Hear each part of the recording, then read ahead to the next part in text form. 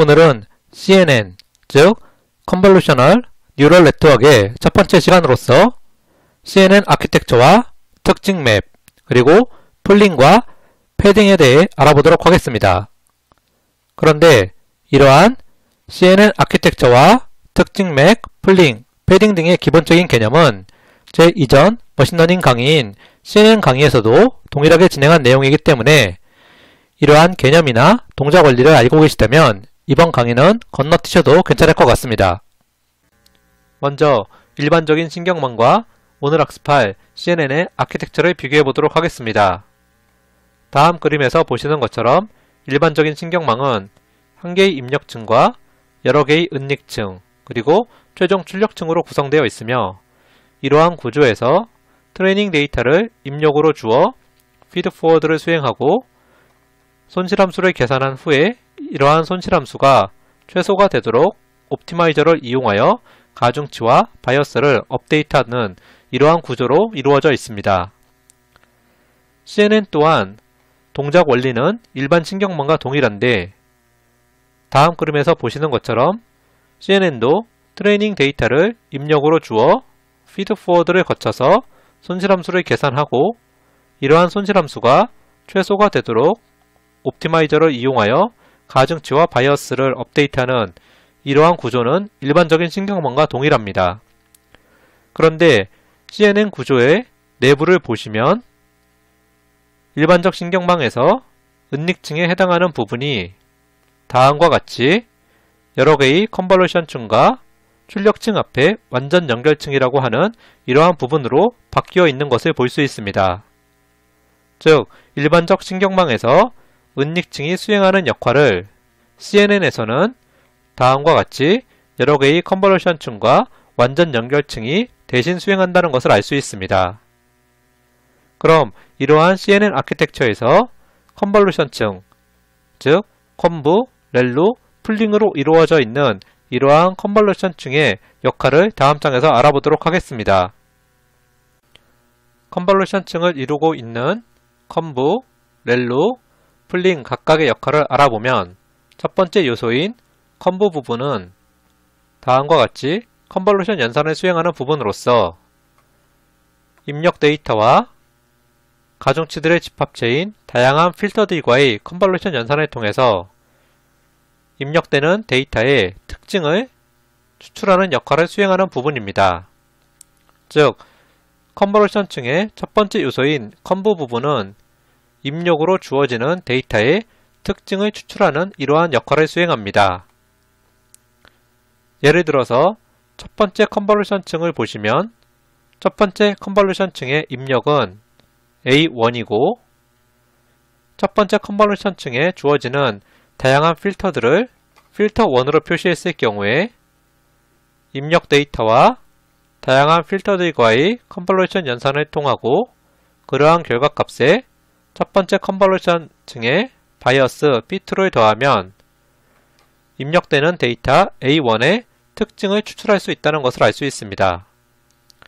마찬가지로 두 번째 컨볼루션층을 보시면 두 번째 컨볼루션층에 입력으로 주어지는 데이터는 A2이고 두 번째 컨볼루션층에 다양한 필터들을 필터 2라고 했을 경우에 A2와 필터 2를 컨볼루션 연산을 수행한 후에 바이어스 B3를 더해준다면 입력 데이터로 주어지는 A2의 특징을 추출할 수 있다는 것을 알 수 있습니다. 여기서 컨볼루션 연산을 통해서 입력 데이터의 특징이 어떻게 추출되는지 그리고 그것의 물리적 의미가 무엇인지는 다음 강의 시간에 좀 더 자세히 설명드리도록 하겠습니다. 다음은 컨볼루션층의 두 번째 요소인 렐루 부분인데 이 렐루는 우리가 일반적인 신경망에서 말한 액티베이션 펑션 렐루를 말합니다. 즉, 입력으로 주어지는 값이 0보다 크면 그대로 값을 내보내고 입력으로 주어지는 값이 0보다 작으면 0을 출력해주는 이러한 부분입니다.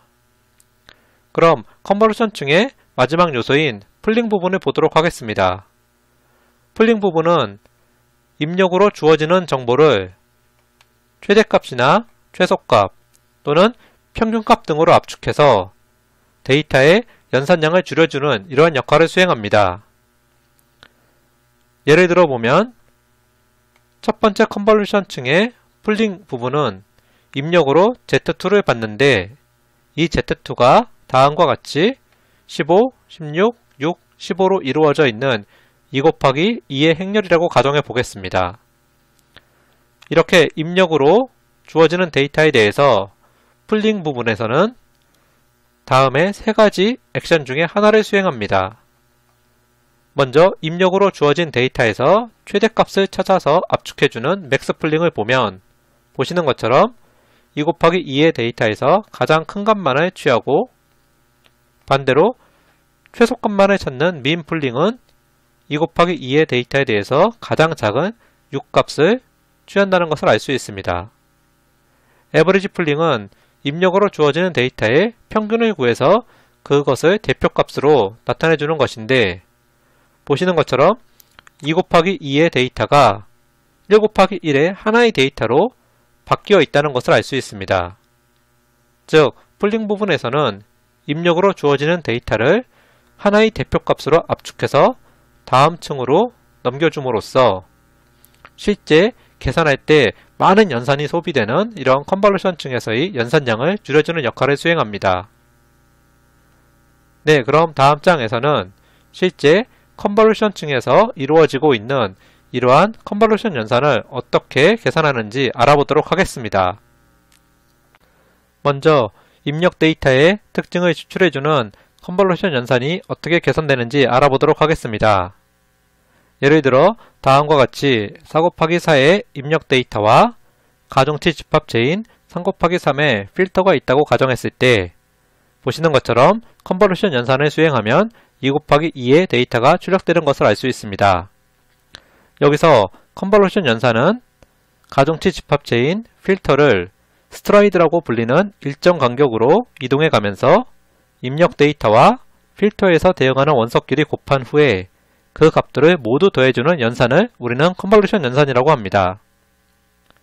실제 이러한 컨볼루션 연산이 어떻게 이루어지는지 아래의 예를 통해서 좀 더 자세히 알아보도록 하겠습니다.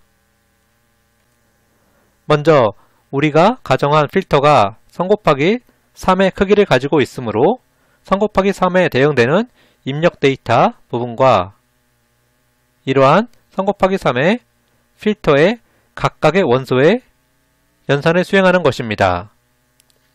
즉, 컨볼루션 연산은 입력 데이터의 첫 번째 부분과 필터의 첫 번째 부분을 곱하고 두 번째 부분과 필터의 두 번째 부분, 입력 데이터의 세 번째 부분과 필터의 세 번째 부분, 이러한 방식으로 필터 내의 모든 데이터와 이에 대응되는 입력 데이터의 데이터를 곱한 후에 그러한 값들을 더해서 하나의 컨볼루션 값으로 나타냅니다.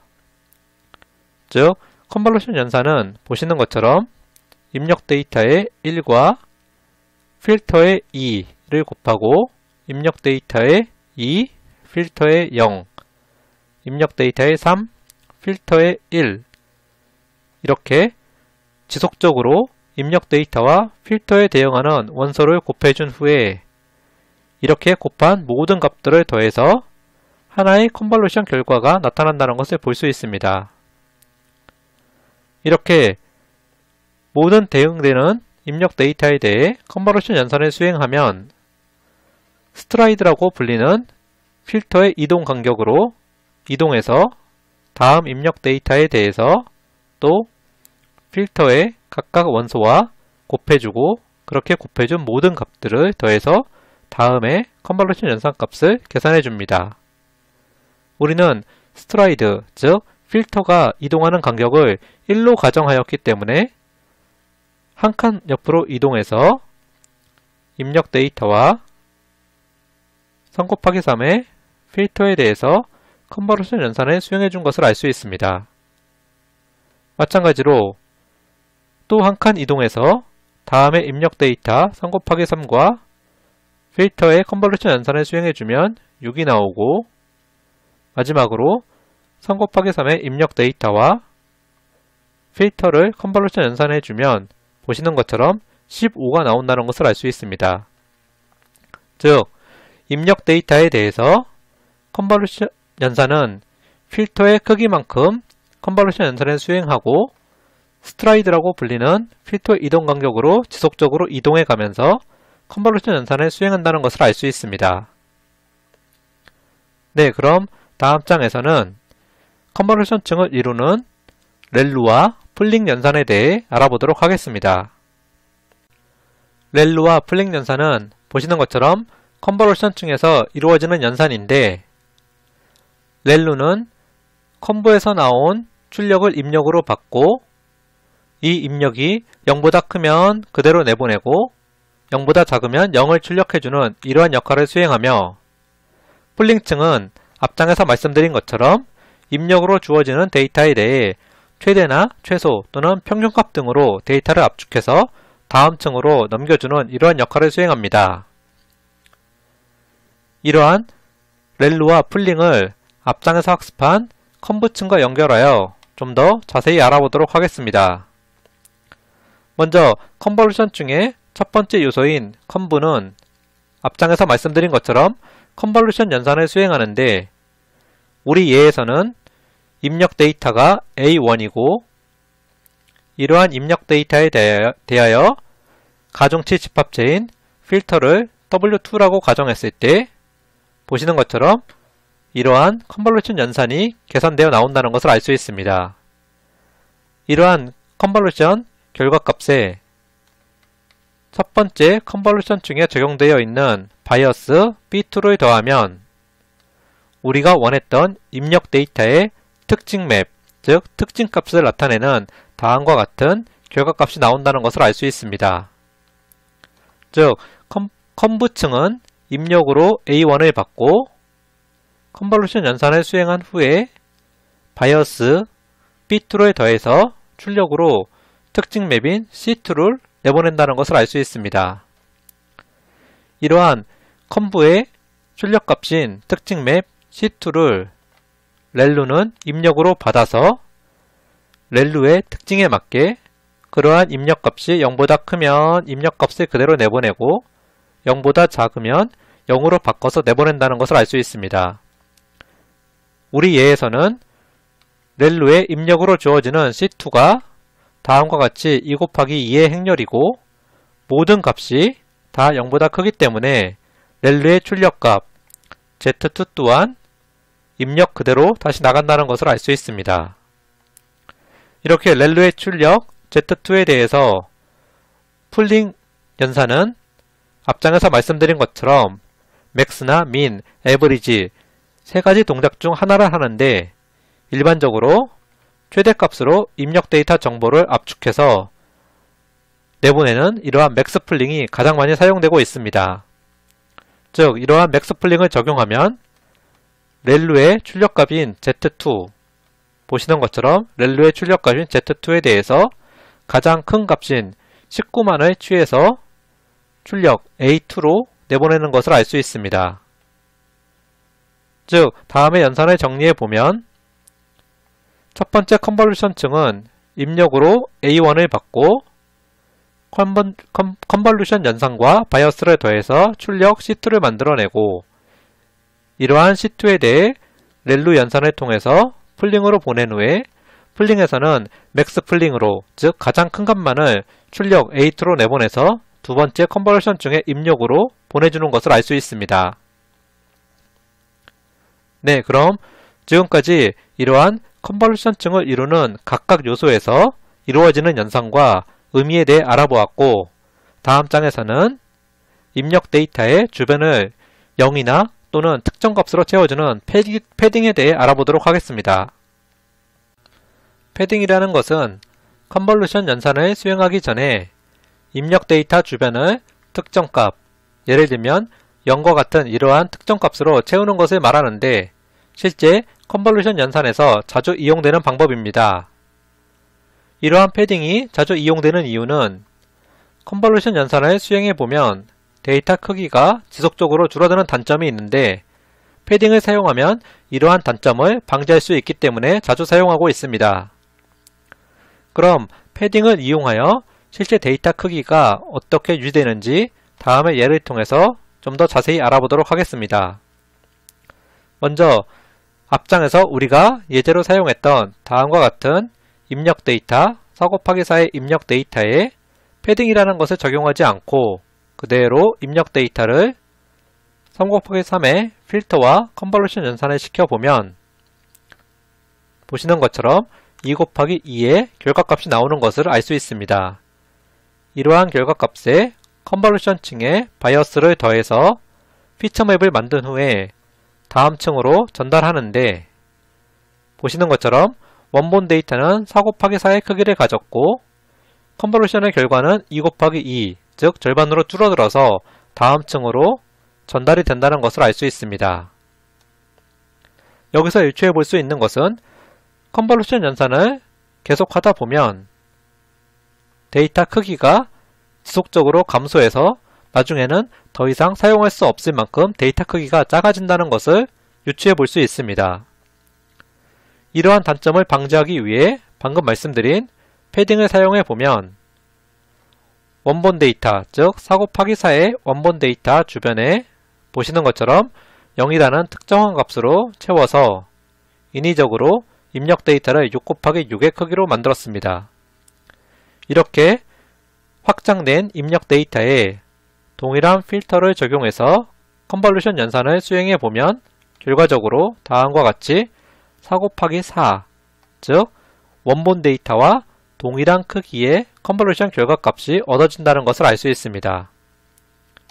즉 패딩을 적용하면 컨볼루션 연산이 아무리 많이 반복되더라도 원본 데이터의 크기와 동일한 컨볼루션 결과를 얻고 이러한 컨볼루션 결과가 다음 층으로 계속적으로 전달된다는 것을 알 수 있습니다.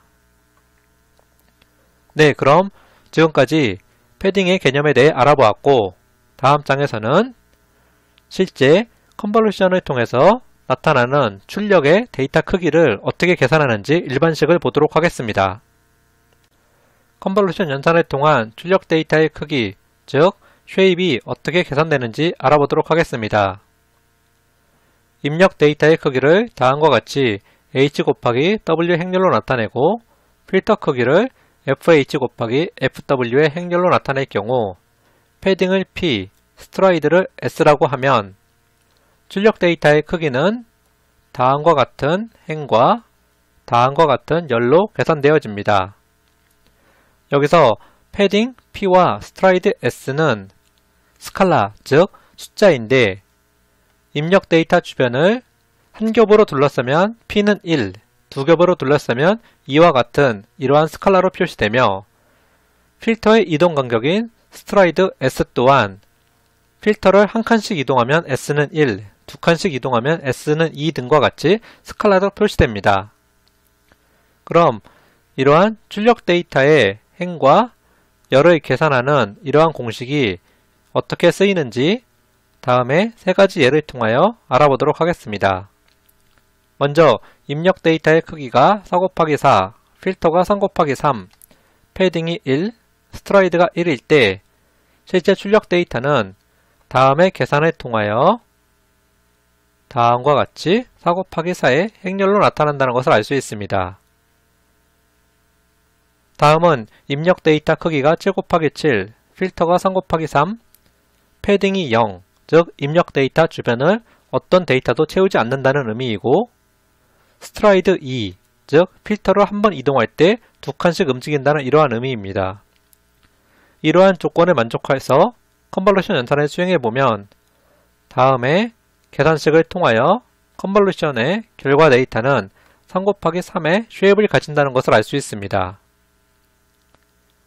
세 번째 예는 앞에 첫 번째와 두 번째 예랑은 조금 다른 경우인데 첫 번째와 두 번째는 입력 데이터가 정방형, 즉 4 곱하기 4라든지 7 곱하기 7, 행과 열이 모두 같았습니다. 그런데 세 번째 예에서는 보시는 것과 같이 28행 31열의 데이터이고 필터는 5 곱하기 5, 패딩은 2, 즉 입력 데이터 주변을 특정 값으로 두 겹 둘러싼 후에 필터는 3칸씩 이동한다는 이러한 조건입니다. 이러한 조건일 경우에 출력 데이터의 크기는 다음의 식에 의하여 다음과 같이 10 곱하기 11의 데이터를 나타낸다는 것을 알 수 있습니다. 네, 그럼 지금까지 CNN에서 사용되는 컨볼루션 연산과 패딩, 다음에 이러한 데이터 크기를 계산하는 기초적인 부분을 모두 알아보았고, 그럼 다음 시간에는 은맥층 한 개로 구성된 신경망에서 다음과 같은 이러한 정확도를 보였던 엠리스트나 패션 엠리스트 예제를 우리가 오늘 배운 CNN으로 구현하면 정확도가 얼마나 높아지는지 알아보도록 하겠습니다. 네, 그럼 모두 수고하셨습니다.